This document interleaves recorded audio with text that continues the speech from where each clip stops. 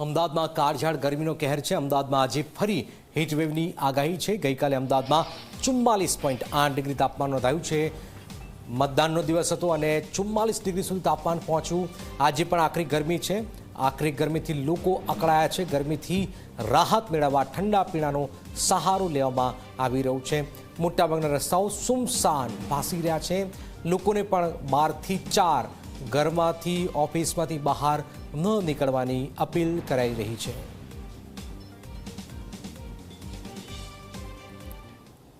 Record break તાપમાન અમદાવાદ સહિત રાજ્યના જુદા જુદા જિલ્લાઓમાં નોંધાયું છે। ગઈકાલે અમદાવાદનું તાપમાન 45 ડિગ્રી અને એ તાપમાન વચ્ચે જે લોકો બહાર નીકળી રહ્યા છે તેમની માટે ખૂબ અઘરો સમય પસાર થઈ રહ્યો છે, કારણ કે શરીરમાં પાણીની અછત સર્જાઈ રહી છે। કેટલાક લોકોને તો ડિહાઇડ્રેશનની સમસ્યા પણ થઈ રહી છે।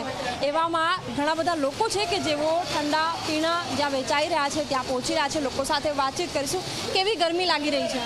ગરમી તો ખૂબ જ છે અત્યારે, કેમ કે દિવસે દિવસે ટેમ્પરેચર વધી રહ્યું છે। એના કારણે જે બીજી બધી વસ્તુઓ છે, ડિહાઇડ્રેશન છે, ચક્કર આવું આ બહુ જ કોમન થઈ રહ્યું છે, ઇવન અમારા લોકો માટે બી, કેમ કે એટલું ડ્રેન થઈ જવાય છે આટલી ગરમીમાં।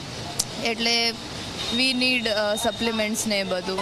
બિલકુલ, તબીબો પણ સલાહ આપે છે કે દૈનિક 15 ગ્લાસ પાણીના પીવા જોઈએ અને આ સાથે પાણીની સાથે સાથે વિવિધ જ્યુસ છે અને હેલ્ધી જે સપ્લિમેન્ટ્સ છે એ લઈ શકાય, એટલે એ જ તરફ લોકો પણ વળી રહ્યા છે। કેમેરામેન ઉમેશ પરમાર સાથે સપના શર્મા, ઝી 24 કલાક, અમદાવાદ।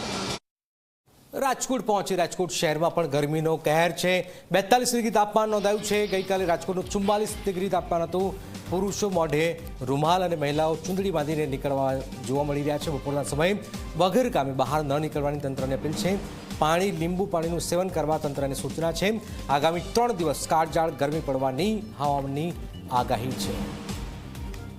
રાજકોટ નહીં પરંતુ ગુજરાતના જેટલા પણ મોટા શહેરો છે તેમાં તડકો છે તે આભમાંથી આગ વરસાવી રહ્યું છે। આગાહી કરવામાં આવી છે હીટવેવની, તેને લઈને રાજકોટ શહેરની અંદર અત્યારે 12 વાગ્યાનો સમય થયો છે અને 12 વાગ્યાના સમયે જ 40 ડિગ્રી જેટલું તાપમાન છે તે અત્યારે નોંધાઈ ચૂક્યું છે। ત્યારે બપોરના 2 થી 3 વાગ્યા દરમિયાન છે તે 42 થી 43 ડિગ્રી સુધી આ તાપમાન પહોંચી શકે છે। ત્યારે જે રીતના લોકોને બહાર ન નીકળવા માટે જો કોઈ કામ ન હોય તો તેવી પણ સૂચનાઓ છે તે આરોગ્ય વિભાગ દ્વારા આપવામાં આવી છે। સિવિલ તંત્ર પણ સજ્જ છે, કેમ કે આટલા તડકો પડવાના કારણે અનેક લોકો બીમાર પણ પડી શકે છે અને લૂ પણ લાગી શકે છે, જેના કારણે કહીએ કે જે રીતના લોકો બીમાર ન પડે તે માટે થઈને એક સાવચેતી રાખવી જરૂરી છે। કામ વગર બહાર ન નીકળવું અને બહાર નીકળો ત્યારે જે રીતના લીંબુ પાણી અથવા તો ગરમીથી લોકો તોબા કરી રહ્યા છે।